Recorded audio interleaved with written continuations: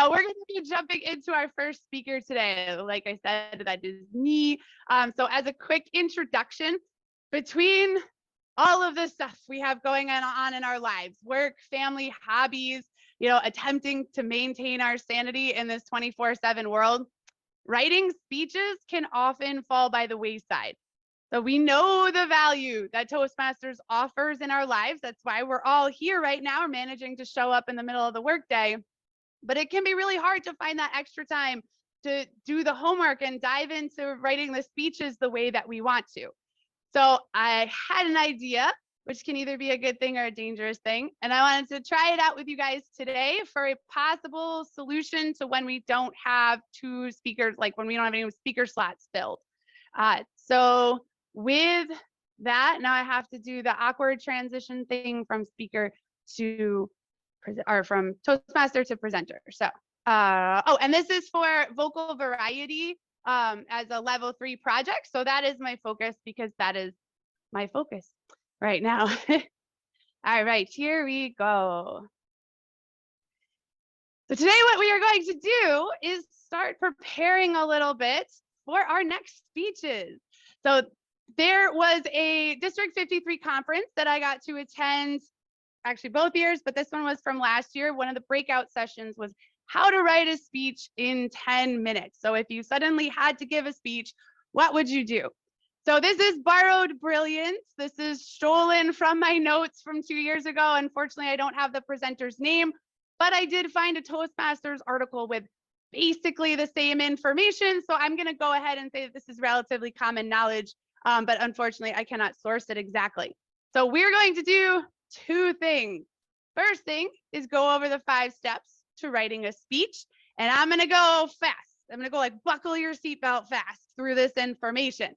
But then during table topics, we're going to slow down and we're going to look at the first step or 2, and we're going to hopefully get a jump start on your next Pathways project. That is my goal for today, so that way in the next month, I can hear all of your wonderful voices doing speeches. So step number 1 is to simply pick a topic. So now with most Toastmasters speeches, you can choose almost anything you want, especially for the first level for sure. Second level, it starts to get a little bit more specific. But I have found that if I have something interesting I want to share, most often I can find a speech pathway project that matches it. So like this one is a level 3 project. It's supposed to be on vocal variety. That means I can talk about anything I want. So my suggestion is to think about what you do with your free time. What has your interests right now? What hobbies are you super into? Where does your brain go when you have time for your mind to wander? Tell us about that. Think about the things that you're already thinking about and then just construct them into a speech, right? But first is to just pick the topic. So step number 1, choose a topic that's interesting to you. Step number 2 is to identify the purpose of your speech. So there's 5 kind of things you can orient around for your why, your purpose here, but there are others out there. The first is to simply inform. So this is an informative speech. I'm informing you on 5 steps to writing a speech. You can persuade, like Steve recently persuaded us why we should all go on a hike. You can motivate, so try to get people to take an action, which would be the other half of what I'm doing today. You can inspire, so just leave everyone with a message that's going to make them feel uplifted and like they can run through walls, but not necessarily motivated towards a specific action. And it's perfectly reasonable to simply entertain us with a fun story. There doesn't always have to be some amazingly deep message. You can just tell us about something cool that you're thinking about right now. The big question for this step is, what takeaways do you want the audience to leave with? Do you want them to feel good? Do you want them to have enjoyed the last 5 minutes? Do you want them to have new information? Do you want to try to change their mind towards something? Just what do you want them to leave with? That's the big thing with step number 2. And step number 3 is to select a format. So I'm going to breeze through a couple of different ways you can do this. Again, I'm going to send out all this information in the weekly summary, so don't worry if you don't memorize it. So you could go over the pros and cons of the subject. You could do the light bulb method, which is where you offer a problem and then a solution to that problem. You can take it kind of chronologically by talking about, what it was like when you first became a parent, what it's like now with your child at 9 years old, and what you hope for them for the future, something to that effect. You can use the zoom method where you start looking at the micro, like how having better nutrition is going to help you feel good today and this week. And then you can expand that out to the end of the speech, talking about longevity and all the lasting benefits of having positive nutrition habits. And you can also just tell a story, just like any children's book.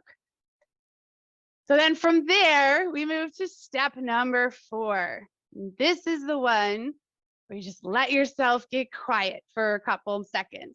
So at least 17 seconds, just based on the brain science, just be still. Maybe go for a walk or take a shower. Shower thoughts are a real thing. Enjoy a cup of coffee. Just give your brain some space to breathe and allow the pre-work you did in those first 3 steps to start connecting the neurons in interesting ways. So just give yourself that space to have creative thoughts. All creative people do this. They go for walks. They know that they have to sometimes be lazy so that they can be hyper productive and get that deep work and deep practice at other times. And then finally, step 5 is to start writing it down. So again, we were talking about a 10-minute speech here, or writing a speech in 10 minutes.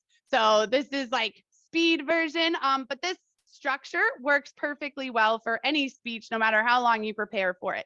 These are 9 steps that you can follow or for a structure to your speech. First, get attention somehow, whether it's with a quick story or asking a compelling question or offering a cool statistic. Then you introduce your subject or your theme. Tell the audience what you're going to tell them. So like I said in the beginning, we're going to go quick, then we're going to go slow. I'm going to give you the 5 steps, then we're going to practice. Then you go through your hopefully 3 points. I always tend to try to squish in too much information, but 3 is a good goal. Then you summarize as you start to bring it to a close. Reflect back on your purpose. So what did you want them to leave with? Make sure that you're somehow, dropping something at the end that's going to help that effect take place. And then finally, if you can reference back to that opening statistic or opening story and create that little sandwich effect, that's going to be really helpful for giving the audience like a complete loop that they can hold on to. So that is it. And I can't help but offer 2 suggestions for books. If you're excited about writing or writing speeches, but you're feeling the resistance, as Stephen Pressfield would call it, these are 2 excellent books. Anne Lamott, Bird by Bird, the thing I want to point out from that we're going to kind of start thinking about a little bit today is the idea of, excuse my French, shitty first drafts. Get it out, write it down. Don't worry what it looks like. You can fix it later. The first step is to just get your pen moving. All right, so that is it. Thank you guys very much.